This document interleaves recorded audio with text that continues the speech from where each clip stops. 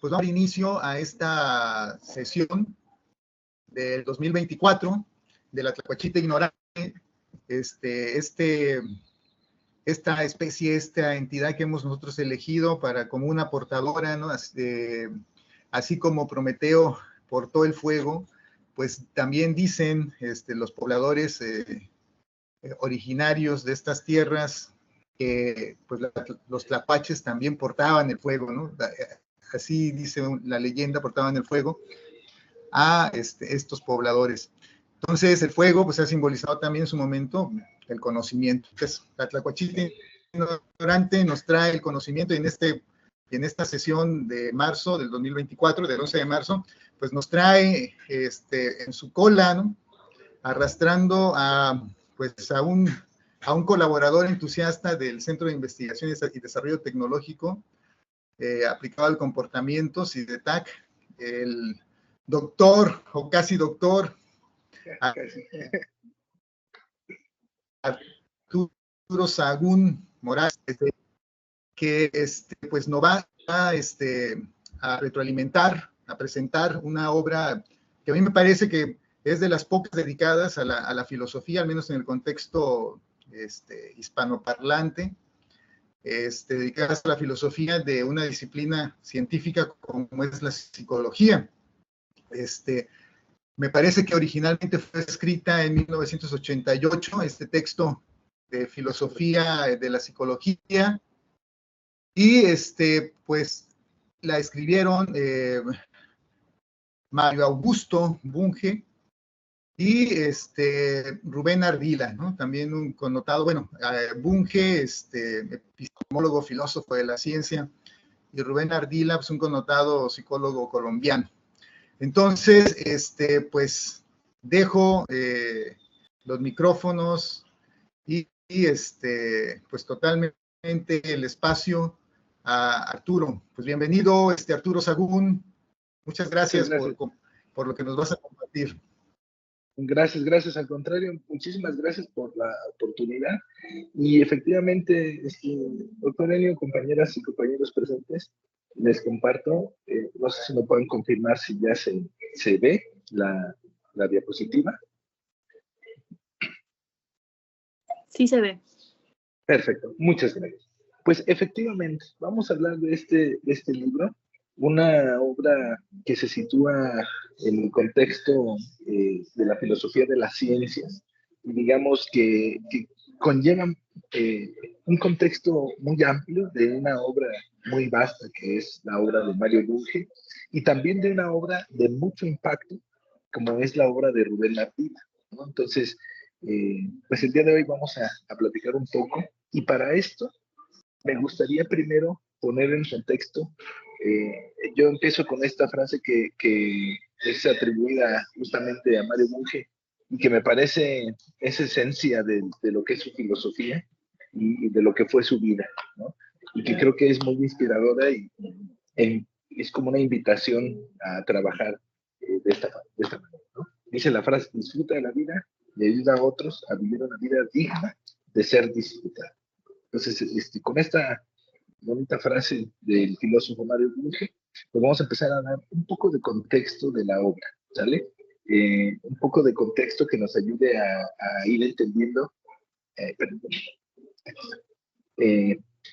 quiénes eran las personas que escribieron este texto, qué formación tenían, qué intenciones tenían, incluso qué ideas nos intentan transmitir. Porque en el caso de esta obra, la comunidad psicológica la desconoce mucho, y la desconoce en dos sentidos.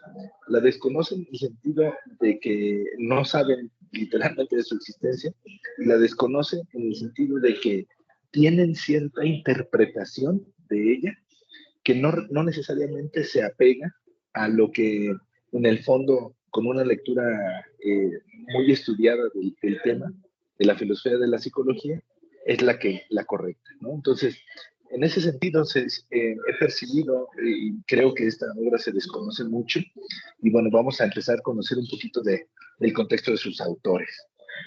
En el caso de Mario Augusto Bunge, que en realidad él hace de autor principal y de la mayoría del libro es justamente un trabajo de Mario Bunge. Él pues se dedicó a la física de formación y posteriormente a la filosofía para desde digamos, dedicarse en cuerpo y alma de manera muy productiva a la física teórica y a la filosofía, ¿no? Y aunque en general mucho de su trabajo fue sobre enseñanza de la física teórica y la filosofía, realizó investigaciones importantes en el campo de la física cuántica, al punto en el que, incluso para expertos en este campo de conocimiento de la física cuántica, pues también estos trabajos vienen a ser un referente, sobre todo en términos de la interpretación de la mecánica cuántica o la física cuántica. Sí, él trabajó en distintas universidades a lo largo del mundo, ¿no? Principalmente pues él nació en Argentina en el año 1919 y fue ahí en Argentina donde fueron como sus primeros pasos en la ciencia y después en la filosofía, ¿no? En la Universidad de La Plata, luego en la Universidad de Buenos Aires, la UBA, y después pues como todo gran autor, todo gran pensador, pues fue navegando, digamos, por diversos campos de conocimiento, y esto lo llevó a distintos lugares del mundo, en universidades en Europa, en América, y mucho de su trabajo lo desarrolló en la Universidad de McGill en Montreal, Canadá, lugar donde fallece a los 100 años, el 24 de febrero del 2020. ¿Sí? Este contexto creo que es muy importante porque la obra de Mario Bunge resulta ser tal vez el pensador, el, sí, el escritor, el filósofo más influyente de toda la historia del pensamiento en Latinoamérica. ¿Sí? Yo me atrevo a decirlo así por su vasta obra, que en realidad no solamente abarca artículos de investigación, libros, abarca también cuestiones relativas a divulgación de la misma filosofía. En fin, su trabajo era muy vasto, ¿no? Y digamos, por el otro lado tenemos a Rubén Ardila. Él, ya siendo psicólogo, tal vez para muchos el psicólogo más importante de toda la historia latinoamericana. Yo creo que eso puede ser un tema también bastante cuestionable. Sin embargo, lo que me queda claro de Rubén Ardila es que sin duda es uno de los referentes históricos, no solo actuales, sino históricos de la psicología en general, porque él aportó de distintos campos de la psicología, digamos, de distintas ramas y subramas de la psicología, trabajos de diferente índole. Y no solo aportó en términos de él como investigador, sino que también él se ha encargado de generar una serie de espacios de difusión, como son revistas de muy alto prestigio, como la revista de avances en psicología latinoamericana y el International Journal of Clinical and Health Psychology de España, entre muchas otras revistas donde él ha fungido como parte del comité editorial de esas revistas, y algunas de ellas ha sido él el que las ha llevado a cabo. Él también desarrolló su trabajo, o ha desarrollado, Rubén Ardila sigue acompañándonos con trabajos en distintos campos del conocimiento, y él se ha desarrollado principalmente en la Universidad Nacional de Colombia, en la Universidad de los Andes, también en Colombia, y en la Universidad de Santo Tomás. Y al igual que Mario Bunge, al ser figuras de muy alto nombre en el conocimiento científico, pues han sido invitados a distintos países, ¿no? Como Alemania, Argentina, Ecuador, España, Estados Unidos, Puerto Rico y Perú, entre otros, donde él ha podido pues colaborar. Y quería dar un poco de este contexto porque este libro verdaderamente plantea eso. Plantea a un filósofo y a un psicólogo que se juntaron, compartieron ideas, tienen un pensamiento bastante afín, que es mucho más claro cuando uno termina viendo cómo conecta la obra de Mario Bunge con la obra de Rubén Ardila, ¿sí? Y que en distintos momentos le dan un sustento a un sistema filosófico que vamos a hablar más adelante, que es el sistema filosófico de Mario Bunge, que, digamos, va a venir siendo corroborado por la evidencia de la psicología, de la mano también de Rubén Ardila, que ofreció toda esta perspectiva psicológica y que me parece que es una muy buena amalgama la que se logró. Un libro que para mí ha sido y creo que seguirá siendo una joya de la filosofía y de la psicología también. Entonces, vamos a ver un poquito del contexto de este libro de filosofía de la psicología. Lo vamos a ver en dos momentos, ¿sí? Lo que es el estudio del comportamiento entre los años 80 y 90, ¿sí? Y desde el contexto de la ciencia, desde este sistema filosófico tan amplio y tan consistente que es el sistema de Mario Bunge, ¿sí? Entonces, muy bien, vamos a ver un poquito de este contexto.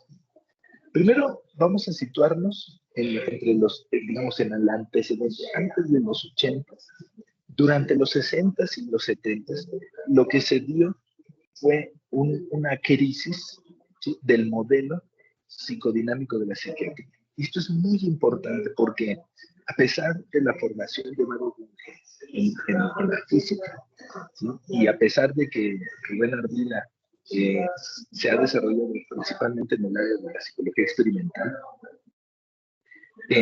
para ninguno de los dos ha sido ajeno el estudio del comportamiento humano en amplio sentido y el estudio desde la psicología en lo específico. De hecho, ambos han destacado por ser fuertes críticos de ciertos enfoques, como puede ser un mismo psicoanálisis, las psicologías, digamos, mentalistas o computacionalistas.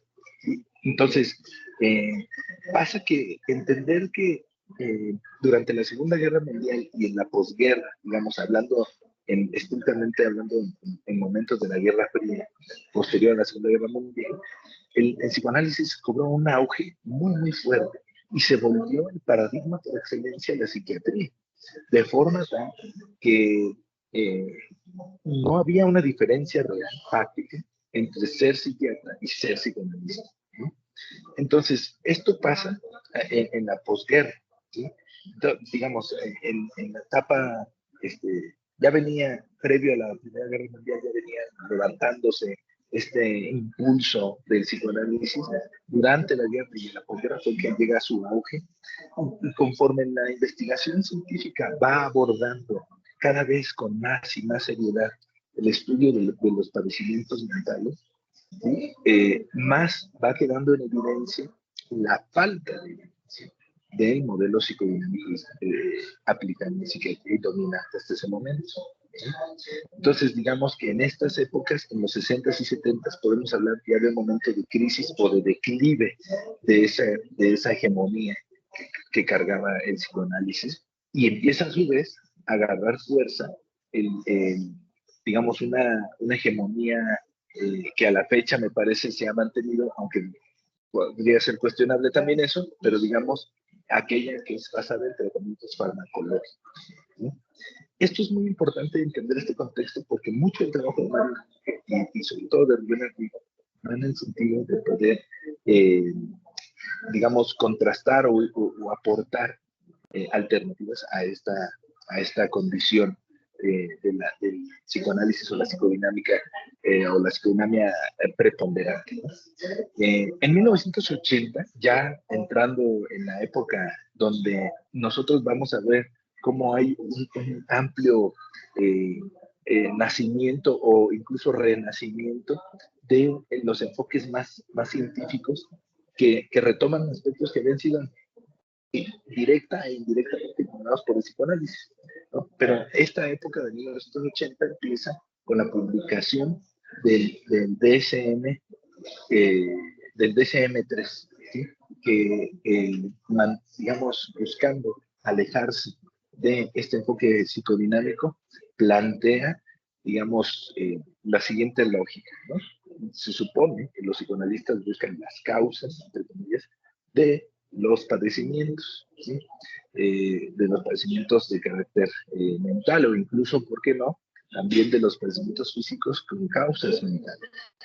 ¿Sí? Y que esto es importante señalarlo porque cuando la psiquiatría empieza a salir de esta crisis de los 60 y 70 para entrar en los años 80, empieza a buscar justamente despegarse del psicoanálisis, despegarse de la psicodinámica y empezar a describir las patologías.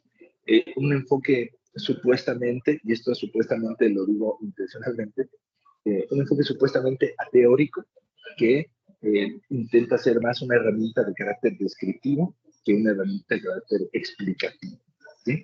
Vamos a ver cómo en la práctica pues eso no ha sido así, pero bueno, así empieza la época de 1980.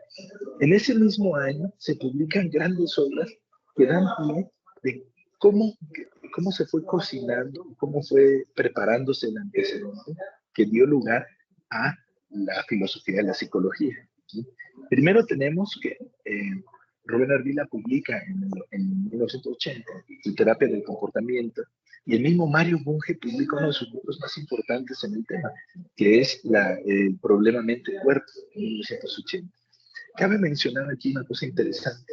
Cuando el auge de las obras de Mario Bunge relacionadas al tema del estudio de la conducta humana individual y social, justamente va cercano a estas fechas, digamos, en los tardíos 70s y durante todos los 80s y 90s, porque antes de eso, la obra de Mario Bunge está claramente cargada hacia la filosofía de la física, ¿sí? Y aunque él nunca la abandona como tal, nunca deja la filosofía de la física por la filosofía de la psicología u otras filosofías que él explora, en realidad llama la atención que la visión de Mario Bunge que se plasma en la obra de filosofía de la psicología es ya una visión que se venía gestando desde varios años antes y que tiene como antecedentes grandes obras que a la fecha se mantienen muy vigentes, como lo es la obra de El problema mente-cuerpo. También John Engels, Donald Kay, ¿no?, publican también textos muy relevantes en este mismo campo de la psicología, o que digamos en cierto momento están atendiendo el mismo objeto de estudio que la psicología, como es la psique humana y el ensayo sobre la mente de Donald Hebb. Donald Hebb, uno de los padres de la neurociencia, ¿no? El mismo George Miller, uno de los padres también de la psicología cognitiva, en ese año publica Computación, Conciencia y Cognición, y viene a plantear gran parte de las bases que fueron la base de digamos, la revolución cognitiva, ¿no? El mismo John Searle, también un filósofo muy nombrado, publica su libro Mentes, Cerebros y Programas, ¿no? Y aquí vemos nosotros cómo esta época empieza fuerte, con grandes autores planteando abordar el problema de la mente, ¿sí?, el problema de la psique, el problema de la conducta, que había sido, y hay que decirlo con todas sus letras, ignorado en un sentido muy amplio por la mayoría de los estudiosos de la psicología de aquel entonces, y había sido, y por eso se le dio tanto auge a digamos, a la perspectiva psicoanalítica y psicodinámica. ¿Sí?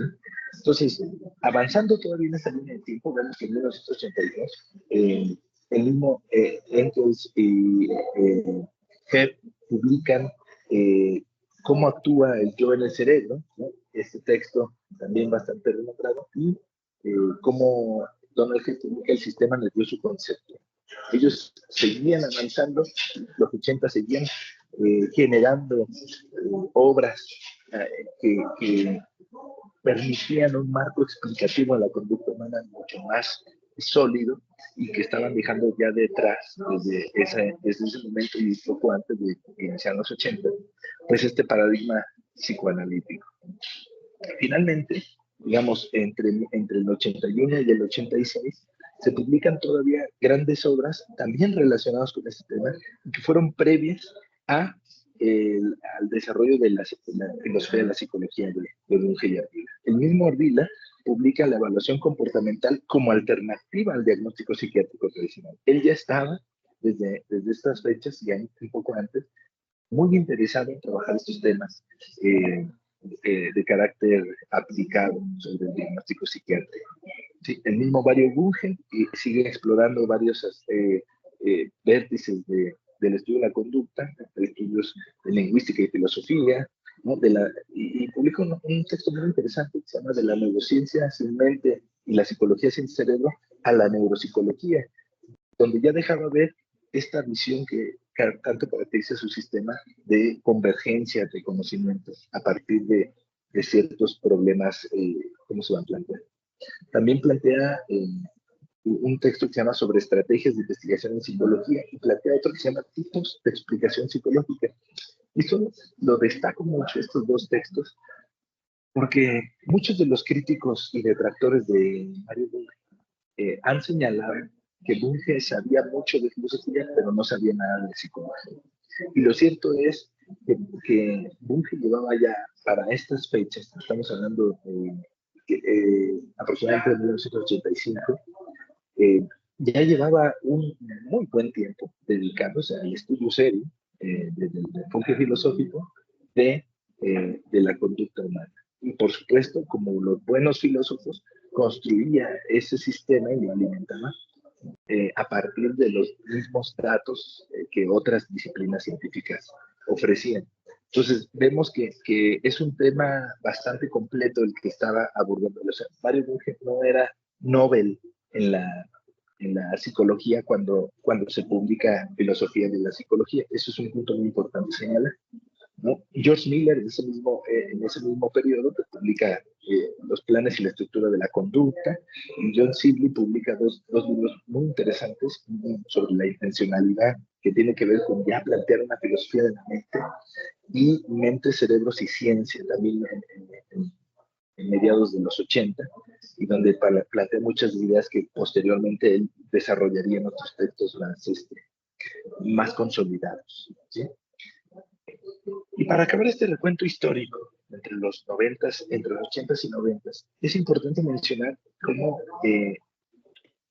digamos, previo a la publicación de Filosofía de la Psicología, Rubén Ardila ya planteaba un paradigma muy interesante que ha tenido mucho impacto, que es la síntesis experimental del comportamiento humano, y que justamente, al igual que Mario Bunge, plantea la necesidad de que el conocimiento científico se articule y que no avance como lo ha planteado pues en su momento en psicoanálisis en casi todas sus formas y algunas versiones muy, digamos, cerradas de conductismo, este aislamiento de otras disciplinas científicas que impide verdaderamente dar cuenta pues, de los fenómenos psicológicos. Por fin, en 1988, como bien dijo el doctor Enio, Bunge y Ardila publican Filosofía de la Psicología. Pasa una cosa muy interesante. Este texto recibe en el año 2002 una corrección, ¿sí? Y se vuelve a publicar corrigiendo varias cosas. Y lo que ocurre entre 1988 y el año 2002 es una serie de publicaciones también bastante interesantes en un tema y que para muchos plantea obras verdaderamente, digamos, necesarias para entender esta perspectiva de qué es el conducta humana en todas sus formas, desde lo neurológico, desde lo social, desde digamos, la convergencia de esas dos áreas. Bunge mismo plantea su libro en 1989, un año después, Mente y Sociedad. Publica también un texto que dice qué tipo de disciplina es la psicología. ¿Es autónoma o dependiente, humanista o científica, biológica o sociológica? Y plantea una perspectiva filosófica del problema mental. Esto ya 2 años después de haber publicado Filosofía de la Psicología. Es decir, Bunge no abandonó la psicología como parte de su campo de aplicación de su sistema filosófico una vez publicado este texto. De hecho, fue enriqueciéndolo a lo largo del tiempo.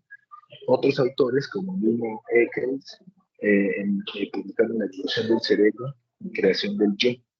George Miller publica Lenguaje y Habla, y Bert Shirley publica Intenciones y Acciones Colectivas, en donde ya se perfilaba y en realidad en la mayoría de estas obras pues se ve un abandono completo del paradigma psicodinámico, aunque no necesariamente de la base filosófica de los psicoanálisis, que ya lo vamos a ver más adelante. ¿Sí? Diversas obras también se publicaron ya entre 1999 y el 2000, que también fueron importantes y fueron retomadas, pues, muchas de ellas, para hacer las correcciones del libro de filosofía de la psicología. Otra crítica muy común que ha tenido este texto es justamente que consideran que Mario Bunge no es psicólogo, y es que hay que decirlo también, Mario Bunge tenía un discurso muy beligerante y muy directo a veces, entonces pues era muy fácil que tuviese detractores. Entonces muchos de sus detractores pues lo acusan de no ser una persona actualizada, de no conocer a fondo la psicología, la neuropsicología, el conductismo, el psicoanálisis. Y esa crítica que se le ha hecho, a lo mejor si supieran todas las obras que pudieron impactar e influir en el pensamiento de Bunge y de Rubén Ardila, pues tal vez hubiesen tenido serían menos detractores del mismo. Antonio Damasio publica en 1994 una de sus más grandes obras, que es El error de Descartes, Emoción, Razón y Cerebro Humano. El mismo Donald Hebb publica su trabajo El sistema nervioso conceptual, y George Miller publica Psicología, la ciencia de la vida mental, uno de los obras también más importantes de la psicología cognitiva.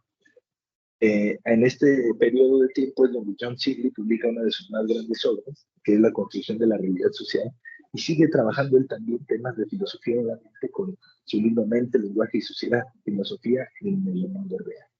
Entonces vemos que no fue la obra de filosofía de la psicología no se sitúa como una, digamos, una ocurrencia o una aplicación aventurada del sistema filosófico de Mario Bunge, sino que se plantea como la culminación y posterior actualización de un conjunto de ideas que ya se venían trabajando y que se han seguido trabajando a partir de los principios que plantea Mario y Rubén Ardila en este texto. Ahora bien, es importante conocer, como parte de este contexto de la obra, el sistema filosófico de Mario Bunge, más bien cómo entra la ciencia en este sistema filosófico. Él mismo, en un texto que se llama Evaluando Filosofías, un texto publicado en 2015, plantea que la ciencia tiene esta matriz conformada por 5 grandes conceptos, 5 grandes doctrinas, y que hacen que una filosofía, o más bien que una ciencia, tenga una base filosófica científica. ¿Sí? Él plantea que la ciencia es humanista, ¿sí?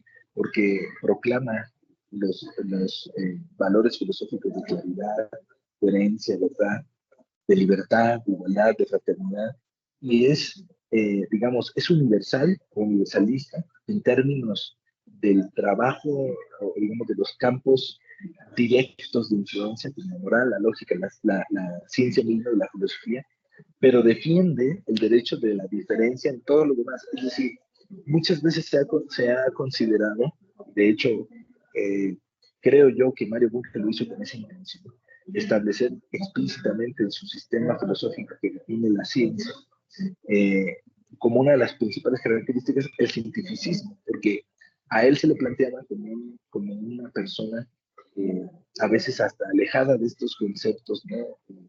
Poco fraterno, poco, digamos que coartaba la libertad, pero por la forma en la que Mario Bunge hacía las críticas hacia otros campos. Y él criticó muchísimos campos. Yo mencionaba el psicoanálisis, pero el contexto histórico, pero lo ha hecho con la economía neoclásica, lo ha hecho con la parapsicología, lo ha hecho incluso con algunos trabajos en la misma física, ¿no? Como por ejemplo algunas interpretaciones de la física cuántica. Entonces, tenemos que en este sistema, Mario Bunge lo define como cientificista. Sí, la ciencia es cientificista porque parte de un principio en el cual plantea que todo lo que se puede conocer mejor con el método científico. ¿Sí? Es decir, no es la única forma de conocer, no es la única forma válida, pero es la mejor. Es lo que nos plantea al eh, eh, proponer este principio metodológico. Y en este cientificismo, él conjunta el racionalismo y el empirismo, ¿sí? Y aplicado a una visión del método científico que él tiene, que no necesariamente es, digamos, sigue la tradición ¿sí? Científica, en donde el método científico empieza por la observación y posteriormente se plantean hipótesis y se presentan datos y demás. Él plantea una lógica del método científico que parte primero de la revisión de conocimientos antecedentes. Entonces, a partir de que la ciencia o el cientificismo es un principio, él es muy criticado, ¿no? Lo critican de reduccionista, lo critican de querer hacer que todo sea física o que todas las ciencias sociales se reduzcan a las ciencias naturales. Y pues realmente si uno lee a fondo la obra de Bunge, pues no hay nada más alejado de la realidad que ese tipo de reduccionistas, ¿no? Él también plantea que la ciencia es realista y plantea que esta doctrina, digamos, plantea como en dos sentidos, ¿no? Un realismo ontológico, es decir, un realismo en el cual el universo y las cosas en él existen independientemente de los observadores, y además plantea un realismo nociológico, explicándonos que este mundo, este universo se puede conocer de manera gradual, de manera perfectible, pero se puede conocer, ¿no? Y él define que el realismo científico justamente admite que no puede ser 100% empirista, ni tampoco puede ser 100% racionalista, ¿sí? De forma tal que necesita sí operaciones empíricas para que permitan controlar sesgos, pero también necesita de explicaciones teóricas. Entonces, es en esta amplia, muy, muy amplia discusión que Bunge realiza en diversas obras sobre el realismo, que se plantea la necesidad de tener una ciencia empírica y no empirista, ¿no? Tener una ciencia racional y no racionalista, ¿sí? Entonces, plantea finalmente sus últimos dos elementos de su visión de la ciencia, que es el materialismo, eh, digamos, este grupo de doctrinas ontológicas que plantean que todo lo que existe es material, ¿no? Y él plantea un materialismo que no reduce las cosas a lo físico. Es decir, Mario Bunge, a diferencia de muchos otros antes de él, no confunde lo que es lo material con lo tangible, ¿sí? Y él plantea que, digamos, las cosas, lo que existe, lo que es material, ¿sí? Tienen propiedades. Y esas propiedades en sí mismas no son propiedades en el mismo sentido que, o digamos, ontológicamente iguales a la sustancia de las cuales son propiedades, ¿sí? Entonces, el materialismo que él plantea sostiene que todo lo real, todo lo que existe, es material, ¿sí? Y ese material, esos objetos materiales, tienen propiedades, ¿sí? Y finalmente plantea un sistemismo que es una ontología específica en donde, bueno, más bien, digamos, es una doctrina que plantea una ontología donde todo lo que existe se constituye en un sistema o es parte de un sistema, ¿sí? Que toda pieza de conocimiento, o digamos todo lo que conocemos, es conocimiento que está dentro de un sistema o que es un sistema en sí mismo, ¿sí? Eh, y él plantea también incluso hasta una axiología a partir del sistemismo, donde todo valor puede ser, solo se puede, digamos, realizar, ejecutar, ¿sí? Junto con otros valores. De forma tal que la visión de ciencia que tiene Mario Bunge es, para mí, parecer, es una de las visiones más completas que hay en la filosofía de la ciencia. Y pues él lo que hace, junto con Rubén Ardila, en el libro de Filosofía de la Psicología, es aplicar ese sistema filosófico a la psicología. Y vamos a ver, ustedes juzgarán el éxito o fracaso de ese intento, ¿sí? A partir de algunas cosas. Primero, ¿qué visión, aplicando este sistema filosófico en la psicología, qué visión tenemos de la psicología? Entonces, Mario Bunge y Bernard Vila nos proponen una definición y nos dicen, la psicología es el estudio científico de la conducta y los procesos mentales o cerebrales de los animales dotados de un sistema nervioso que los capacite para, por lo menos, percibir y aprender. Una definición muy fea estéticamente hablando, ¿no? No es una definición que uno esperaría encontrar como el estudio científico de la conducta, así sin más, ¿no? Que tiene deliberadamente, no queda sin la definición de Mario por lo que implica el concepto de conducta y que no solo los seres humanos o los animales se comportan, tienen conducta, ¿sí? Entonces, el poder especificar más a detalle si estudio científico de la conducta en qué situación es lo que va planteando una diferencia entre y otras personas y por supuesto también provoca. ¿Sí? Los referentes de la psicología, por lo tanto, si aceptamos esta definición, entonces vemos que los referentes, los sujetos y objetos de estudio de la psicología son justamente los animales que cumplen estas circunstancias. Es decir, que en circunstancias normales pueden percibir y aprender. Y solo ellos. Es decir, aquí van delimitando la psicología a un estudio de cierta conducta. ¿Sí? Y eso es muy importante entenderlo porque más adelante cuando ellos plantean una postura sobre la mente, ¿sí? Justamente la van diferenciando a partir de diferenciarla de otros procesos que también se dan en organismos vivos, ¿sí? Entonces, no es casualidad, y de hecho es típico de las obras de Bernard Vila y por supuesto también de Mario Bunge, esta conexión, esta consistencia interna que tienen entre sus ideas. Es decir, si uno lee filosofía de la psicología y luego uno lee el problema mente-cuerpo y después uno lee A la casa de la realidad, las ideas que están plasmadas en esas tres obras, que son muy distintas entre sí, son bastante coherentes y consistentes entre sí. Entonces, esto es algo que tenía mucho, y así nos lo plantean en este libro. Nos plantean que la psicología, definida de esta forma, tiene ciertos referentes, ¿sí? También nos dicen que toman postura respecto a la demarcación del carácter científico de la psicología, ya no situándola como una disciplina científica o cientificoide ajena a otras disciplinas científicas, sino que le van dando un lugar en el orden del conocimiento y lo ponen como una disciplina primordialmente biológica, es decir, como una ciencia biológica, y secundariamente como una ciencia social.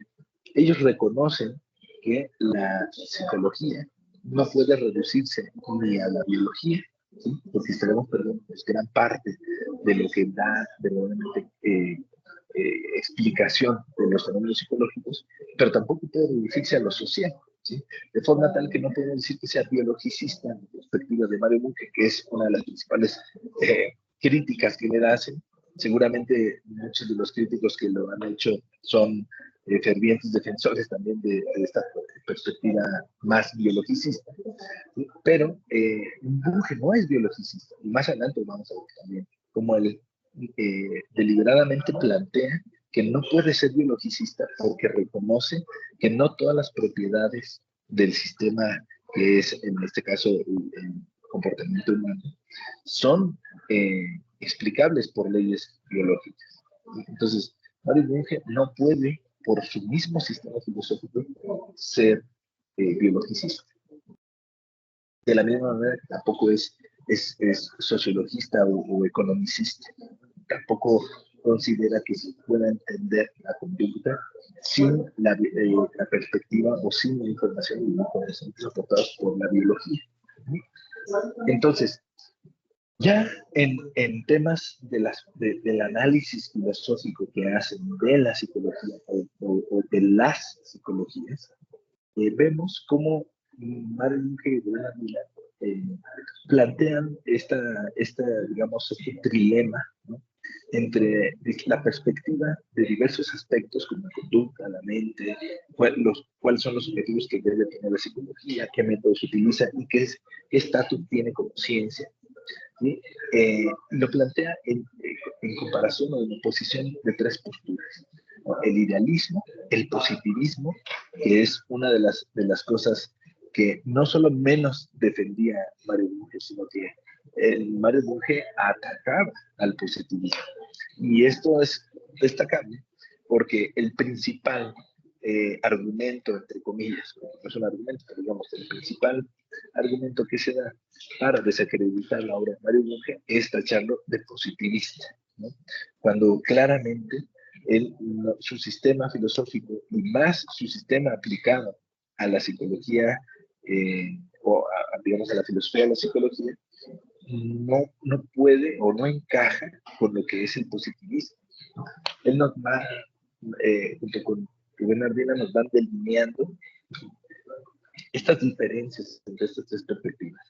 Primero nos habla de cómo la conducta, desde una perspectiva idealista, como aquella que tomaban el psicoanálisis o algunos cognitivistas radicales, o incluso la psicología más de corte computacionalista, toman estas perspectivas de que la conducta es producto de la mente.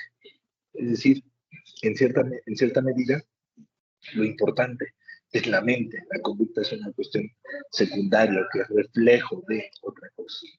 Esta postura, que fue explícitamente abandonada por los conductistas, quienes efectivamente desempeñaban una doctrina más parecida al positivismo, y digo más parecida con la intención de señalar que no todo el conductismo es necesariamente positivista, ¿no? Pero me parece que las versiones menos positivistas del conductismo fueron bastante posteriores a lo que vemos nosotros o lo que podemos tener claro que era la psicología que conocía Mario. ¿Sale? Entonces creo, no es que él no estuviera actualizado, de hecho leyó grandes de las principales obras del conductismo, las estudió a fondo, trabajó con el mismo Rubén Ardila que planteaba o partía de parte de ese paradigma, y aún así él consideró que el sistema filosófico del conductismo planteaba un sistema positivista. Entonces, vemos como él, desde el positivismo, define que pues, la conducta para ellos son respuestas a estímulos externos, ¿no? Es decir, la conducta es respuesta, ¿sí? Y respuesta a estímulos externos. Y Mario Bunge, manteniendo esta visión psicobiológica, pero podemos decir biopsicobiológica, socio-psicobiológica, nos muestra que él concibe que efectivamente se da eso. Es decir, fíjense, contrario a lo que mucha gente piensa, Mario Bunge no desdeñaba el conductismo, ni tampoco me parecía que estuviera incorrecto en la mayoría de las cosas. Simplemente que retomaba muchos de sus postulados e iba un poco más allá. Es decir, él planteó, efectivamente, parte de la conducta es respuesta a estímulos externos, pero no toda la conducta es respuesta a estímulos externos, lo cual planteó desde su visión más psicobiológica. Y también él plantea una noción de mente como una entidad material, ¿no? Plantea una entidad material desde el idealismo, que se opone mucho con la visión que tienen, por ejemplo, los conductistas, donde la mente pues realmente no era algo que existiera o que no se podía explicar o que no valía la pena explicarse, ¿sí? Porque no aportaba al conocimiento, ¿no? Y en cambio Mario Bunge pues habla ahí sí rompe un poco más, porque él habla de procesos cerebrales especiales o específicos. Es decir, no dice que sean inmateriales, pero tampoco habla de que sean inexplicables, ¿sí? Y eso es una de las cosas que luego no se ha dado a veces a entender bien de parte de muchos de los, pues digamos, seguidores de Mario Bunge, y es que él no estaba en oposición al conductismo directamente, sino que buscó a estudiarlo, analizarlo a fondo, y de hecho retomó muchas de sus posturas. Y en general, Mario Bunge pues va a ser una persona pues bastante autocrítica y llegó a dar grandes muestras de cómo estuvo dispuesto a cambiar elementos muy importantes de su sistema filosófico a partir de la nueva evidencia que la ciencia le daba en distintos campos, ¿no? En la física, por ejemplo. Entonces, él plantea que los objetivos de la psicología son unos, ¿no? Él habla de describir, explicar, predecir, modificar, sí, modificar también, procesos conductuales y mentales, ¿sí? ¿Por qué no dice que el psicoanálisis no esté, digo, que el conductismo esté mal? Pues justamente porque él parte de que eso no es todo lo que es la conducta, ¿sí?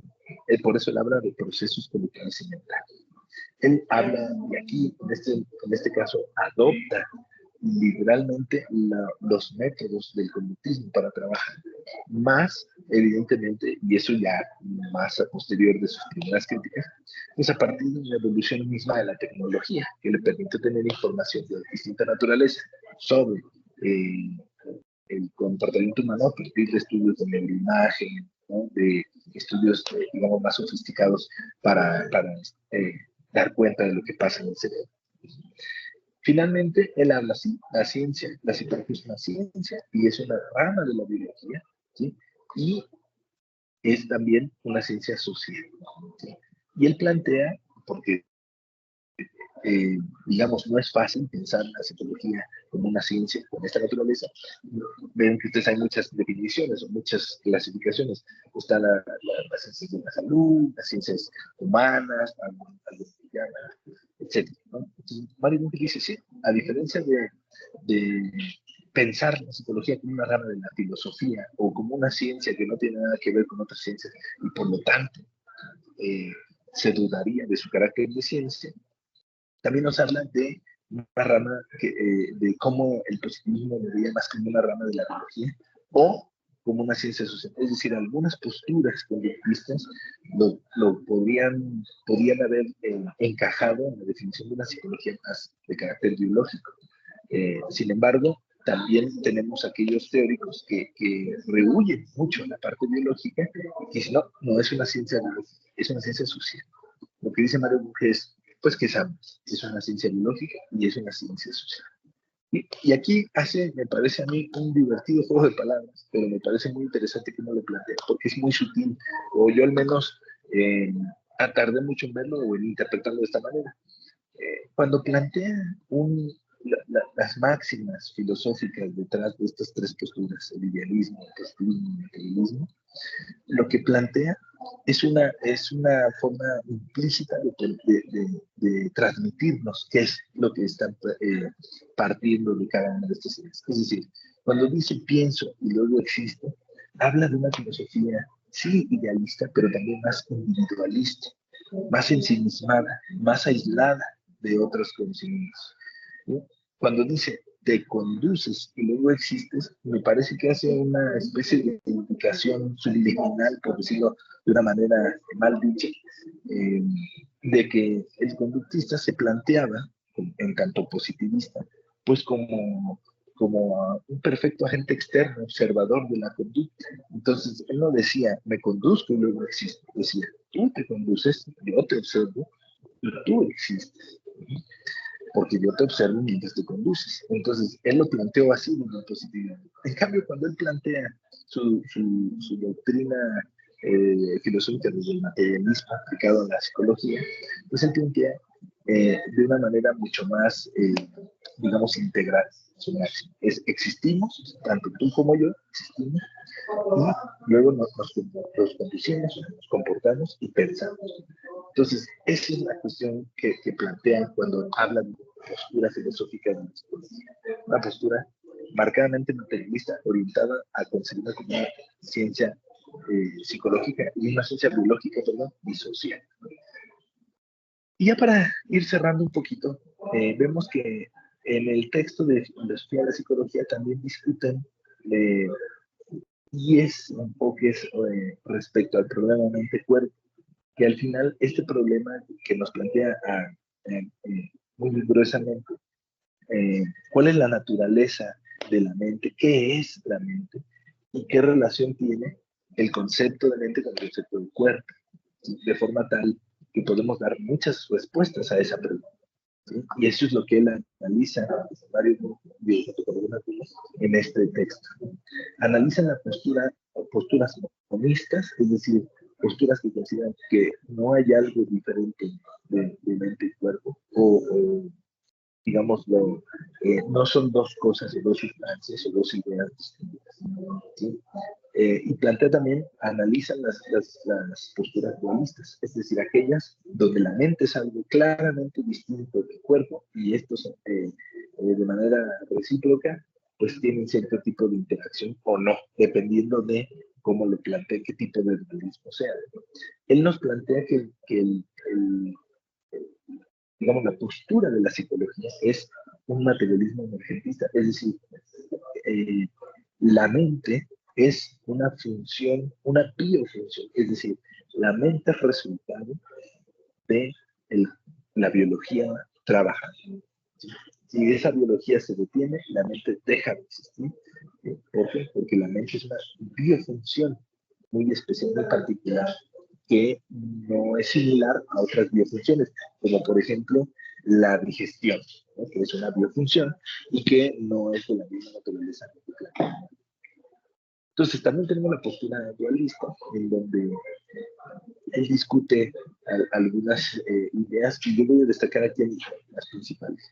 Vemos que en el dualismo estaba el psicoanálisis, que es la postura más paralelista, ¿no? O unas versiones del psicoanálisis, donde la mente era una cosa y el cuerpo era otra, y iban paralelos, ¿no? Es decir, a donde iba la mente iba el cuerpo, y a donde iba el cuerpo iba la mente, pero no era lo mismo, nunca, no se influían, trabajaban de manera paralela, pero pues seguían supuestamente cada uno en sus propias. Una postura también muy interesante que es muy común todavía. De hecho, me acabo de decir que es de las principales posturas del sentido común, que es el animismo. Es decir, la mente es la fuente que da vida, que anima, que controla, que causa lo que ocurre en el cuerpo. Y a su vez, esto reacciona sobre la mente, es decir, que cuando el cuerpo es cambiado por la mente, después este cuerpo ahora modificado, pues cambia. De forma tal que esta postura, pues la trabajan mucho los psicólogos cognitivos, ¿no? Incluso gran parte de las críticas a las posturas más actuales de la psicoterapia, pues radican en que eh, eh, sobre todo en las que se pueden denominar de segunda generación, terapias cognitivo-conductuales, pues son, rayan mucho el animismo al centrarse tanto que las emociones, los pensamientos son lo que determina todo lo que pasa en el cuerpo. ¿Sí? Finalmente, pues, el mismo psicoanálisis plantea, aparte digamos, una otra forma de paralelismo, que es el interacción, en donde sí, la mente y el cuerpo son cosas muy distintas entre sí, pero el cerebro es la base de la mente, es decir, el cerebro causa la mente. ¿Sí? Y aquí es muy importante mencionar que cuando Mario Bunge habla de materialismo emergentista, él no habla de que la biología cause el proceso eh, biológico, ¿no? O que la biología cause la mente. No, él no se refiere a causas. De hecho, él en una obra muy también de las más importantes, que se llama La Investigación Científica, discute muchos de estos temas, y también en una obra que es una maravilla, que en español se tituló La causalidad, el principio de causalidad, así se tituló en español. Ese texto es literalmente un tratado sobre determinismo causal, ¿sí? Y otras formas de determinismo. Entonces, Mario Bunge era muy consciente de que él no está invitado a un interaccionismo como el psicoanálisis. Y no es que haya algo en el cuerpo que causa tu ello, tu yo, tu superior. Eso no ocurre de esa forma. ¿Vale? Entonces, a manera de cierre, vamos a ver que en la obra de Mario Bunge de la Pila termina planteando una psicología científica. Hizo una invitación a todas las y los psicólogos, tanto actuales como futuros, a conocer este paradigma de la psicología científica a través de sus características. Y ellos la definen, la caracterizan de esta forma, a través de 10 rasgos que tiene la psicología científica. Primero, como toda ciencia, un conjunto de personas que tienen una formación específica en ciencia y que se dedican pues, a investigar la psicología. Esto no es menor si consideramos que lo que está haciendo es decir que hay ciertas características que te van a permitir hacer psicología científica y por lo tanto no contar con estas características, por ejemplo, con esta formación científica, pues en algún momento lo afecta a la psicología, ¿no? Entonces, él plantea que como toda ciencia, la psicología está dada en una sociedad, es decir, está inmersa en una determinada cultura, una economía, una organización política, y por lo tanto, ¿qué tanto se impulsa o se detiene o dice él, se tolera la investigación científica? Pues esto marca mucho la diferencia. Y eso lo vimos cuando eh, el contexto socioeconómico de los 80s y de finales de los 70s, los 80s y los 90 dieron pie a un crecimiento desmedido de la farmacología, no porque haya mostrado ser lo mejor que hay para tratamientos psiquiátricos, por ejemplo, sino porque en el contexto económico, ¿sí?, conviene más impulsar investigación en farmacéuticas que en otros campos mucho menos remunerados económicamente. Es decir, lo que quieren decir al final Bunge y Ardila es que la ciencia es una actividad social, ¿sí?, y que como toda actividad social está permeada por todas las virtudes y defectos que pueden tener la sociedad, ¿no? En un tercer momento, él habla de un rasgo que es un cierto dominio interno, es decir, una colección de estados conductuales y mentales y de cambios de estado, o sea, de eventos que ocurren a los animales que perciben entre ellos, ¿sí? Es decir, ¿qué es lo que tiene que estudiar la psicología? Tiene que estudiar procesos de conducta, procesos mentales, tiene que estudiar cambios en el comportamiento de la conducta, y lo debe hacer en una población específica, es decir, ciertos animales que pueden percibir algo, ¿sí? Posteriormente le habla de que plantea que la psicología tiene un trasfondo científico muy amplio, porque tiene principios filosóficos, nociológicos, digamos, nociológicos descriptivos y nociológicos normativos, metodológicos, ¿no?, y también principios morales. Todos ellos afines a la lógica científica o al sistema filosófico de la ciencia que nos propuso el mundo. También nos habla de que la psicología tiene cada vez más, diría yo, se alimenta de teorías lógicas y matemáticas. Lo podemos ver porque actualmente la mayoría de los buenos modelos psicológicos son modelos matemáticos, ¿sí?, que se plantean o bien desde la estadística o bien desde otros enfoques de análisis. Pero vemos que la psicología de hoy no es ni cerca la psicología de antaño, ¿no?, de los 50, 40, en donde pues se consideraba con bastante ignorancia, me parece, pues que las cuestiones humanas no pueden estudiarse a través de las matemáticas. Entonces dice Mario Bunge, después de estudiar por muchos años de psicología, dice, sí, la psicología es una ciencia, entre otras razones, porque tiene un trasfondo formal, ¿sí?, es decir, utiliza teorías lógicas y matemáticas. También tiene la ciencia, el punto 6 lo voy a mencionar junto con el punto 8, porque ambos tienen que ver con lo mismo, tienen que ver con cómo una disciplina científica genera conocimiento y esos conocimientos pueden apoyar a otras disciplinas científicas de la misma forma que los conocimientos de otras disciplinas científicas pueden apoyar a mi disciplina científica.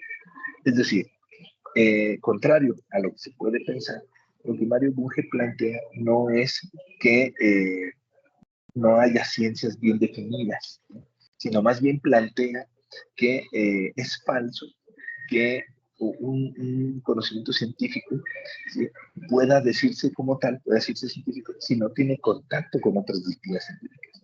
En un texto de Freud, titulado Proyecto de Psicología para Neurólogos, él explícitamente dice: la psicología no requiere de, de conocer el cerebro, no requiere de biología, ¿sí? Lo psicológico está en las estructuras psíquicas que planteaba el psicoanálisis.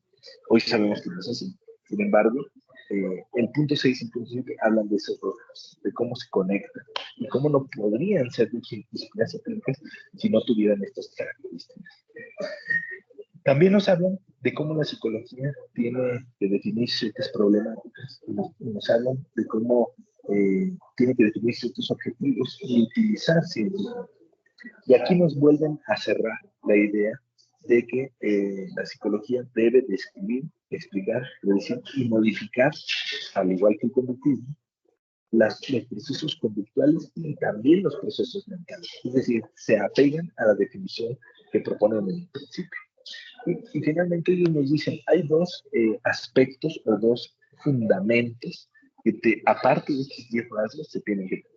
El primero de ellos es que la psicología tiene fuertes lazos permanentes con otras disciplinas, como la matemática, la neurociencia, la antropología y la sociología. Es decir, mientras la psicología se mantenga en comunicación con las ciencias, seguirá siendo en sí misma una disciplina científica. Y también plantea que la psicología cambia debido a la investigación que se hace. Es decir, una doctrina que no sea científica, una disciplina que no sea científica, es una disciplina que no cambia por más que se investigue, por más que sea, porque es un dogma, ¿sí? No hay datos que vayan a refutar lo que se dice, por lo tanto la gente seguirá creyendo en él, por lo tanto, al no cambiar, pues no se actualiza, no se mejora, y pues, al no mejorarse, pues no podemos considerar que sea una disciplina científica, ¿vale? Entonces, en resumen, Mario Bunge y Leonardo Ardila plantearon la aplicación de un sistema filosófico. No se inventaron un sistema filosófico exclusivo de la psicología, sino que aplicaron un sistema filosófico que ya se venía trabajando desde muchos años, ¿sí? Proponen o toman postura respecto a unos problemas interesantes de la psicología, como el problema de la conciencia o la relación mente-cuerpo. Y además toman postura respecto a afirmar, sí, la psicología es una ciencia, pero no porque haga lo que hace el positivismo, sino más bien porque aparte de lo que hace el positivismo, toma en cuenta otras características muy importantes, ¿sí? Bueno, a lo mejor es una obra muy, muy vasta, pero me parece que de mi parte sería todo lo que les podría comunicar. Por supuesto, se la recomiendo horrores, este texto, que lo puedan leer y releer y releer. Y entre más lean de él y más lean otros, pues más se van a apasionar por lo que es, por lo que podemos decir una psicología científica. Pues bueno, eso sería todo lo que podría compartirles. No sé si tengan dudas, preguntas. Adelante. Sí, gracias, Arturo. Gracias, doctor Arturo. Pues abro, ¿no?, los espacios por si alguno de los asistentes quiere hacer una pregunta a nuestro expositor. Adelante. Hola, ¿qué tal, Arturo? ¿Qué tal? ¿Me escucho? ¿Qué tal, Oscar? Sí, me escucho, ¿verdad? Sí. Perfecto. Hola, soy Oscar. ¿Qué tal? Buenas. ¿Qué tal? Gusto en saludarte, Oscar. Pues bueno, qué decir, esta obra de Mario Bunge, la obra en general de Mario Bunge, a mí también me parece muy, muy completa en general y muy fascinante. Es de mis filósofos de cabecera. Bueno, quien me conoce también ya lo saben. Entonces no quisiera sesgarme tanto ahí. Pero empezaría con una pregunta así muy general, ya que el objetivo de esto es, de este espacio es sobre todo divulgativo, ¿no? Informar a un público amplio. Hay una pregunta que creo que vale mucho la pena hacer. Sí. ¿Por qué o para qué una filosofía de la psicología, ¿no? Que Bunge creo que era muy consciente en general de eso. O sea, ¿qué nos aporta o qué podría aportarnos la filosofía al quehacer psicológico, en general al quehacer científico, ¿no? Pero particularmente al quehacer psicológico. ¿Qué consideras al respecto? Pues mira, es muy interesante porque yo creo que si partimos de la idea de que la buena filosofía podríamos decir que es un poco como hacer teoría muy general, eh, tarde o temprano te va a llevar a aterrizar eh, teorías específicas sobre aquellos problemas que se van a estudiar. Es decir, plantearse en algún momento dado que la mente y el cuerpo son la misma cosa, ¿no? Pero son la misma cosa de esa forma, es decir, eh, la mente es un proceso emergente del sistema nervioso en funcionamiento. ¿Sí? Hacerlo de esa forma, tarde o temprano te lleva a pensar. Entonces, si eso es así, entonces muchas cosas que se hacen ahorita, por ejemplo, muchas formas de trabajar padecimientos no solo psicológicos, sino también incluso, digamos, malestares físicos en general, serían diferentes. ¿Por qué? Porque lo que estaríamos planteando es que eh, hay digamos, una serie de elementos reales, fácticos, que afectarían a esa mente, porque afectan ese cuerpo, ¿no? Porque son lo mismo. De hecho, esto lo llaman, el mismo Maremo en distintas ocasiones lo llaman como la hipótesis de la identidad psiconeural, es decir, que lo psicológico es neurológico. ¿Sí? Entonces, me parece que la buena filosofía te da con qué ir aterrizando a cuestiones más prácticas, ¿sí? En distintos campos de la ciencia. En la psicología en particular nos ayudaría, por ejemplo, si hubiese más filósofos de la ciencia, más filósofos de la psicología, creo que la psicología estaría mucho más unificada. ¿Sí? Y creo que estaría mucho más unificada porque habría más cuestionamientos y por lo tanto se habría generado ya más conocimiento respecto a ciertas cosas que hoy por hoy se siguen sin abordar o se abordan de una manera pues que es poco productiva. Dos ejemplos. El tema de la medición en psicología, yo creo que es uno de los temas más interesantes porque toda la psicología aplicada mide. Y los psicoterapeutas luego dan diagnósticos a niños, a adultos, ¿sí? Y generan ciertas ideas o expectativas de lo que la gente tiene, de lo que la gente es, ¿sí? A partir de ese diagnóstico. Y entonces resulta que ese diagnóstico estaba mal porque se hicieron malas mediciones. Entonces, si nos preguntamos verdaderamente qué mide la psicología, nos vamos a dar cuenta de que responder a esa pregunta, primero, es un aspecto más bien filosófico, más que solo psicológico. Y segundo, que una vez que tenemos una cierta visión de lo que realmente miden las pruebas psicológicas, podemos hacer un mejor uso de ellas, porque nos estaremos dando cuenta de sus verdaderas limitaciones y de su verdadero potencial.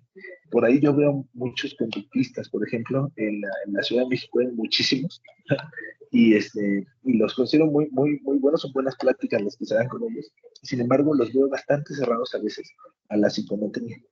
Y los veo bastante cerrados, y sin embargo, no tienen reparo, por ejemplo, en aplicar una prueba neuropsicológica. ¿Sí? Y si de verdad hubiera una reflexión de lo que es la medición, la psicología, que estamos realmente viviendo, cuál es la naturaleza ontológica de lo que estamos viviendo, entonces estoy seguro de que muchas cosas que hacen no las harían, y muchas cosas que sí hacen las dejarían de hacer, ¿no? Entonces, más bien, muchas cosas que no hacen las harían, muchas cosas que sí hacen las dejarían de hacer. Entonces, yo creo, Oscar, que va por ahí, va por ahí. La buena psicología es muy fructífera para la buena filosofía, perdón, es muy fructífera para cualquier campo de investigación. Claro, gracias por la respuesta. En ese sentido, podríamos decir que las filosofías hay que evaluarlas por sus frutos, ¿no? En cierta Sí. forma. Y el mismo Bunge creo que lo piensa así, ¿no? En Evaluando Filosofías, me parece que es otro Así de esos es. buenos textos, que como Así dices es. tú, la ventaja de leerlo es que siempre encuentras esas conexiones tan claras, ¿no? Entre sus Así es. distintas piezas o sus obras. Que también otra cosa que creo que vale mucho la pena rescatar es esa idea que tiene él de una filosofía científicamente informada, ¿no crees? O sea, Así que es. creo que es uno de los puntos más destacables, creo yo, de su obra. Como Claro. lo decías tú, no hacía filosofía de la psicología sin estar informado de lo que era la psicología y la neurociencia de su tiempo. Eso me parece que es otro punto importante. Y fíjate, ahorita que hablabas del conductismo y de los problemas de la medición y este tipo de cosas, hay un aspecto en la obra de Bunge que creo que a lo mejor no se mencionó, pero es que creo que son tantas cosas que mencionar, ¿no? Que a veces puede no dar el espacio, pero que lo voy a resaltar porque creo que a los que vean este video podría llamarles la atención. Es una crítica que muy fuerte que Bunge hace al conductismo, sobre todo a sus versiones más radicales, que es el cajanegrismo, ¿no? O de alguna forma esta psicología de caja negra que no toma en cuenta los mecanismos. A mí me parece que ese es un punto muy importante en la propuesta filosófica de la psicología y de la mente de Mario Bunge. ¿Qué podrías decir al respecto? Que también creo que tiene algo de relación con lo que mencionabas de la medición, ¿no? Sí, claro, claro. Y de hecho, justamente una de las cosas que yo creo que más se le critica por parte de los conductistas a Mario Bunge es porque ellos han entendido, me parece, que la crítica de Mario Bunge es como si dijeran el conductismo está mal, cuando en realidad la crítica real de Bunge al conductismo es el conductismo es insuficiente. Y el que sea insuficiente es bueno, y eso es lo que no lo entiende muchas veces. ¿Por qué? Porque reconoce que el conductismo en tanto digamos, aquí hay que definirlo, ¿no? El conductismo en tanto postura filosófica de la teoría de la conducta, digamos, eh, permite que la psicología de la conducta se complemente con otras disciplinas científicas. Si fuese cierto que el conductismo explica, como algunos afirman, entonces el conductismo se bastaría a sí mismo, ¿no? Y estaría verdaderamente, por lo menos en los términos que luego lo plantean los más radicales conductistas, se bastaría a sí mismo y no requeriría de un conocimiento, de una interacción con otros conocimientos científicos. Y entonces se volvería, en el sistema que estamos hablando de Mario Bunge, pues se volvería una pseudociencia, porque eso es lo que le pasó al psicoanálisis. Se aisló completamente y se bastaba a sí mismo para explicar todo lo que quería explicar, entre comillas.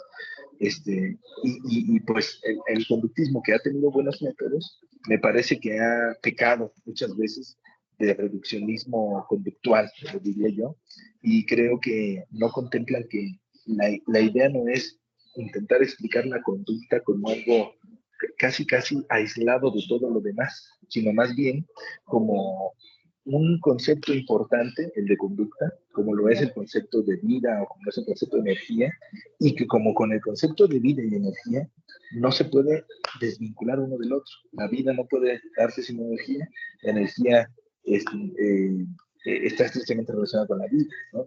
Así está el concepto de conducta, me parece que es el equivalente. Yo diría que el concepto de conducta es equivalente en la psicología a lo que es el concepto de energía en la física o al concepto de vida en la biología. Y sin embargo, creo que si los conductistas fuesen un poquito más abiertos a hacer filosofía, que no necesariamente se apega a las filosofías más radicales del conductismo, creo que ya habríamos partido, por ejemplo, de una teoría unificada de la conducta, y es que no lo hay tampoco, hay muchos conductismos, ¿sí? Y estos conductismos terminan siendo un símil en la práctica de lo que son los diversos psicoanálisis, no porque carezcan de evidencia, sino porque se empiezan a aislar unos a otros, y entonces creo que es el resultado de no partir de una base filosófica más allá de la que te proporciona el mismo conductismo. No lo sé, creo que es un tema bastante complejo ese que planteas. Ciertamente, sí, yo también lo creo. Bueno, no sé si alguien más tenga alguna otra pregunta, porque yo me puedo agarrar aquí a hacer más comentarios. Pero hay un... creo que ya el maestro Enio dice algo. Bien, ¿alguien más quiere participar de los que estamos aquí reunidos? Seguramente cuando vean el video, Arturo, surgirán otras dudas y pues ya las acogeremos, ¿no? De alguna manera aquí en este espacio para hacértelas llegar. Pero bueno, a ver, si alguien más desea intervenir, es el momento antes de concluir la sesión, que por cierto es muy interesante. Gracias, gracias. Adelante, adelante. Bueno, yo quisiera hacer un comentario, algo que Sí. me pareció muy importante de esto último que decías y se relaciona con toda esta cuestión, la necesidad de entender a la psicología como una disciplina vinculada con otras. O sea, creo que es muy difícil entender el comportamiento humano si no es por medio de, pues, de la vinculación con otras ciencias, ¿no? O sea, y no es que se reduzca el comportamiento humano a la física o cosas por el estilo, ¿no? Sino que podemos echar mano de todo eso y necesariamente, o sea, creo que este es un imperativo de la investigación psicológica. Se tiene que hacer ese tipo de conexiones. Lo decías bien ahorita, ¿no? Creo que se puede cometer el error de creer, como en el caso de algunas formas de conductismo, que basta con eso, basta con esos métodos y esa perspectiva para poder entender las cuestiones de comportamiento. Creo que eso no es lo que caracteriza una ciencia. Si mal no recuerdo, Bunge pone al conductismo más en una cuestión de protociencia que de ciencia en sí misma por este tipo de problemáticas, porque hace falta como un poquito más de apertura y de cambio, o sea, el cambio disciplinar que caracteriza tanto a la ciencia, como bien lo dices, que no se trata de un dogma, ¿no? Entonces, por ahí creo que ese es un punto muy rescatable para que también los que vean el video, sobre todo alumnos y alumnas, pues tengan claro cómo se constituye la identidad disciplinar, ¿no? También de la psicología en tanto ciencia. Claro, y además, no sé, yo lo veo mucho en colegas hacia México que, digamos, defienden distintas perspectivas. Al final también se vuelve un asunto a veces un poco tribal el tema de las teorías psicológicas y me parece que es en parte porque perdemos de vista esta parte que nos dice en filosofía de la psicología, que es la ciencia, la psicología, es una actividad social. O sea, necesariamente va a haber posturas o va a haber, pues, digamos, todo lo bueno y todo lo malo que tenga cualquier actividad social, ¿no? Envidias, modas, celos, malos deseos, ¿no? Pero también ímpetus, deseos de conocer, demás.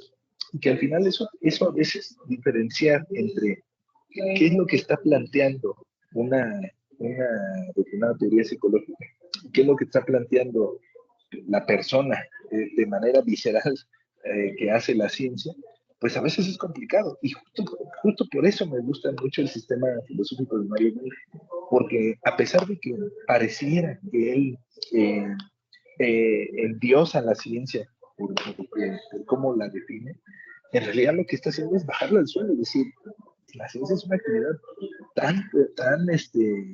tan humana como cualquiera, ¿sí? Y como cualquiera puede tener corrupción, puede tener estancamientos, puede tener grandes ideas, pero lo que hace es hacer una ciencia mucho más humana. Y yo creo que eso es lo que no les gusta a mucha gente que critica a Mario Bunge, que la visión científica de Mario Bunge es una visión mucho más realista. No es una ciencia que te va a decir, te doy certezas. ¿Sí? Es una ciencia que te va a decir, pues, te voy a dar este conocimiento moderado, perfectible, ¿sí? Y que tiene que pasar por este difícil proceso para que tú puedas decir que es conocimiento científico. Y a lo mejor y no te sirve de nada, ¿sí? Y a lo mejor te das cuenta de que lo que tú planteas está mal, pero así es la ciencia. La ciencia no es esa promesa de certeza, es algo mucho más terrenal y a mí me parece que el sistema filosófico de Mario Bunge pone a la ciencia en ese lugar terrenal. No lo sé, esta a lo mejor es una perspectiva muy especulativa mía, pero yo siempre lo he visto así, cada vez lo veo más así. No sé si haya alguna otra duda, comentario. Bien, ¿alguien más? Ya para ir cerrando, por favor. Bueno, si no hay alguien más. ¿Hay una persona? Perfecto. Brian Jesús, adelante, lo escuchamos. Hola, buenas tardes. Soy Adriana, soy de Comunicación Estratégica. No sé si antes de terminar podamos tomar una foto de evidencia, por favor. Claro que sí. Ok, sí. Muy bien. Pensamos si que era una pregunta. No, si pueden activar sus cámaras, por favor. Pero bueno, entonces, antes de tomarnos la foto, Arturo, doctor Arturo, si me lo permites, hacer simplemente pues un comentario, ¿no? Una aportación. Debo de confesar que no soy, ¿no? Tan entusiasta lector de los textos de Bunge como Oscar o tú. Sin embargo, al escuchar, pues, y al observar, ¿no? Varias de las ideas de Bunge, y en este caso emparejadas con Ardila, pues encontramos ciertos, a mi juicio, ciertas cercanías con otros filósofos de la ciencia, ¿no? Por ejemplo, con el racionalismo crítico de Popper, ¿no? O también con esto último que está señalando, ¿no? De lo tribal, ¿no? Que es una cuestión bastante humana y que incluso Kuhn probablemente ya habría desarrollado, ¿no? Estas pugnas que se dan en la ciencia de manera interna y que muchas veces no permiten, ¿no? Que la propia ciencia avance, porque no solamente es que se compromete una idea, sino que se compromete también todo un grupo que la enarbola, y liderazgos, ¿no? Y vacas sagradas, etcétera, ¿no? Todo eso que engloba, no es simplemente contribuir por contribuir cuando estás pisando precisamente los pies, ¿no? De otras personas que en su momento se decían, ¿no? Los próceres o los dignos representantes, ¿no? De la disciplina científica.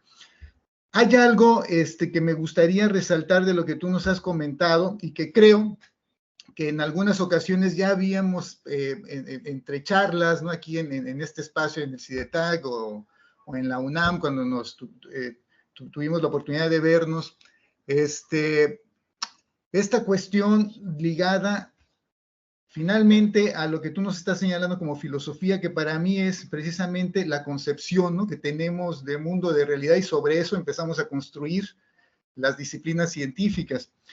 Y eso te lleva directamente a lo que tú consideras como disciplina científica, a su definición. Ya hay algo que señalaste, que plantean precisamente en el libro, tanto Ardila como Bunge, es la definición que da de psicología. Es muy interesante, ¿no? Porque en muchos textos que leen los psicólogos, ¿no? En su formación e incluso de manera profesional, encuentras una definición un tanto parcial, ¿no? O sesgada, o muy ad hoc, dependiendo de las intenciones teóricas del que escribe. Sin embargo, y definitivamente también Ardila y Bunge tienen su sesgo, vamos a decirlo así, pero a mi juicio es una definición ampliada de lo que debería concebirse como psicología, ¿no? Porque es incluyente de todas las especies que podrían precisamente tener la capacidad de aprender y de percibir. Y en ese sentido, la materia de la psicología es la conducta, es la percepción, es el comportamiento, pero no del ser humano nada más, ¿no? Algo que tradicionalmente hemos estado, ¿no? Machacando, por decirlo así, en muchos estudiantes que se forman a nivel licenciatura, ¿no? Y eso hace que estos alumnos pues no volteen, ¿no? A ver precisamente a las otras especies que ya habían sido estudiadas en los inicios de la psicología, ¿no? Mucha psicología de principios del siglo XX habían sido, bueno, eran psicología comparada, ¿no? Estar observando precisamente otras especies para llevarlas después a un marco explicativo en el comportamiento humano. Sin embargo, se veían como una cuestión simplemente secundaria, mientras que Ardila y Bunge nos lo ponen también en primer plano, ¿no? Y eso a mí es algo interesante porque me vuelve otra vez a recordar y me da la oportunidad de decir, pues es que yo como psicólogo puedo estudiar todo, ¿no? O sea, no solamente el etólogo, y compartir con el etólogo, que viene más de una raíz, ¿no? Biológica, mis conocimientos. Y ya empezamos entonces a tener esto que ya habían platicado tanto tú como Oscar, de la interacción con otras disciplinas, y que también nos llevaría incluso a plantearnos propuestas unificadoras, que para mí, y eso creo que ya lo habíamos platicado aquí, ya no debería de existir, ¿no? Tantas disciplinas científicas, porque se vuelven muchas tribus, ¿no? O sea, dedicadas al comportamiento. ¿no? La sociología, la antropología, así. Creo que podríamos también empezar a pensar, empezar a replantearnos a lo mejor la existencia de una sola ciencia del comportamiento que tuviera, ¿no?, sus diferentes ramales interactuando. Pero bueno, eso es algo que me surge de esto que tú nos acabas de traer. Sí, sí, completamente de acuerdo. Y de hecho, una de las cosas que creo que más presume el conductismo radical, y miren que no es que esté en contra del conductismo, al contrario, porque me apasiona mucho también, es que lo he podido analizar, digamos, dándole la vuelta desde esta perspectiva de Mario Bunge y de Rubén Ardila. Una de las cosas que pretenden enarbolar es que son la disciplina de la conducta. Y sin embargo, dejan fuera tantas cosas que es imposible que se crea pues ahora sí que esa versión de la historia, ¿no? Porque al final yo lo veo con posturas muy radicales como las de Emilio Ribes, ¿no? Y lo veo con posturas mucho más moderadas como algunos, como, por ejemplo, como algunos psicólogos de Harvard, ¿no?, que todavía contemplan hasta las partes genéticas y hasta las partes biológicas, pero al final creo que estoy de acuerdo en que debería haber menos, digamos, deberíamos unificar, pero creo que esta unificación necesariamente responde a una de las preguntas que decía Oscar. ¿Para qué la filosofía y la psicología? Creo que en parte para lograr esa unificación. Mientras no se haga filosofía de la psicología, o se siga relegando la filosofía de la psicología más a los filósofos que a los psicólogos, creo que no vamos a llegar a ningún lado en términos de unificación conceptual y teórica. Pero estoy completamente de acuerdo con lo que comentó, muy interesante. Pues muy bien, doctor Arturo, pues ahora sí vamos a dar paso a estas cuestiones protocolarias, ¿no? También que nos ayudan a tener un mayor impacto. Claro. Antes de que abramos la cámara todos y nos tomen las fotos correspondientes, a mí me gustaría pues leer de manera electrónica a distancia pues tu constancia de participación, ¿no?, tu reconocimiento de participación. Voy a compartirlo primero para posteriormente leerlo. A ver. Espérenme tantito para que... Les digo, estas cuestiones protocolarias siempre van bien, ¿no?, sí, en el reconocimiento tanto del expositor como del espacio. Permítanme.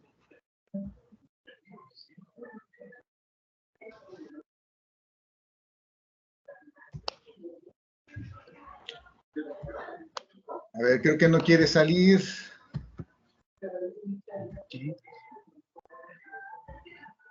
A ver, ahí va.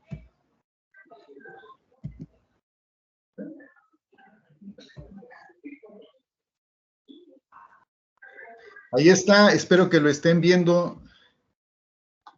Sí, sí, ya. Bueno, pues, Arturo, Leo, doy lectura a este reconocimiento que te haremos llegar. Es Universidad Autónoma de Tamaulipas, la Facultad de Derecho y Ciencias Sociales, reconoce al maestro Arturo Sahagún Morales por su valiosa participación como expositor del libro Filosofía de la Psicología, del autor Mario Bunge. Y bueno, ahí también faltó reconocer al doctor Ardila, dentro del espacio de lectura en línea La Tlacuachita Zarigüeya Ignorante.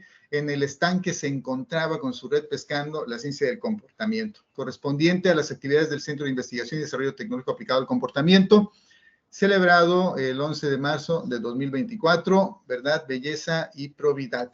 Pues ahí está, gracias, gracias. Doctor Arturo, por darnos esta, pues, enriquecedora participación y exposición acerca del libro ya mencionado. Pues bueno, ahora sí, me gustaría que